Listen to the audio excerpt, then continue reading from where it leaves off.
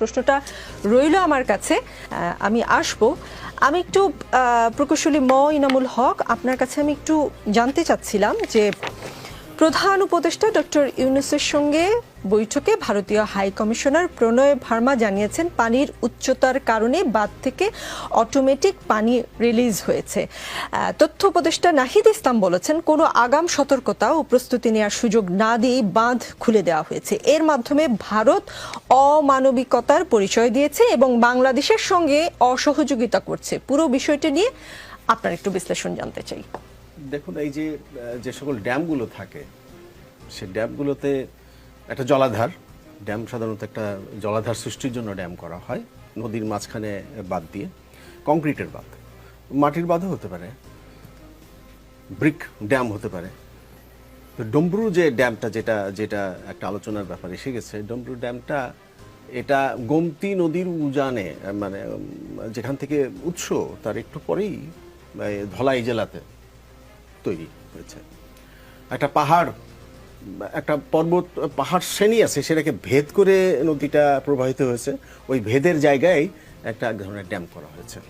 তো সামনে একটা বিরাট জলাধার হয়ে গেছে, এটি ডমরু জলাধার, এবং সেটা মানুষের কাছে এটা একটা পর্যটন কেন্দ্র, বিদ্যুৎ উৎপন্ন হয়।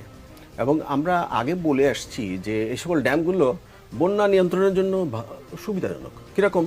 যে অনেক বৃষ্টিপাত হলো, তো ড্যামে পানিটা অনেকখানি আটকে রাখলো, তারপর আস্তে আস্তে ছাড়া হলো। সেই জন্য এটা বন্যা নিয়ন্ত্রণের জন্য এটা সুবিধাজনক। কিন্তু ড্যামগুলো যাই করা হোক না কেন, ওর একটা ফিলিং লেভেল থাকে, ভরছে ভরতে ভরতে ভরতে ভরতে একটা পর্যায়ে গিয়ে তার একটা স্পিলওয়ে থাকে, যেটাকে বলে যে ছাপিয়ে যাওয়া জল, স্পিলওয়ে বলে। আবার গেটও থাকে, স্পিলওয়ে অনেক সময় গেটও থাকে, যে যে ড্যামের ভিতরে অনেক পানি আছে, স্পিলওয়েতে হচ্ছে না, আমরা তাড়াতাড়ি বের করতে চাই, তখন গেট খুলে দেয়, আর এটা স্পিলওয়ে দিয়েও চলে যায়। তো দুটো সুযোগই থাকে। এখন হাই কমিশনার সাহেব বলেছেন, তাই না? হ্যাঁ, হাই কমিশনার সাহেব সঠিক কথাই বলেছেন, স্পিলওয়ে দিয়ে গেছে। এখন আমাদের কাছে তো তথ্য আসে নাই, আমরা বলছি যে গেট খুলে দিয়েছে। এই হচ্ছে ব্যাপারটা। তো ঘটনা ঘটেছে যে ওই জলাধার থেকে অতিরিক্ত পানি হয়েছে, বৃষ্টির পানি বেরিয়ে আসছে। ওই জলাধারটা গোমতী নদীর যে, আমাদের কি আগে থেকে জানবার কোনো উপায় ছিল না? তাহলে তো আমরা একটা প্রস্তুতি নিতে পারতাম। বলছি ওটা হলো যে এই জলাধারটা পুরো গোমতী অববাহিকার 20%। অর্থাৎ জলটা যে নেমে আসলো, এর ফলে যে একটা বিরাট ডিজাস্টার হয়ে গেল তা না, ওই কারণে নয়।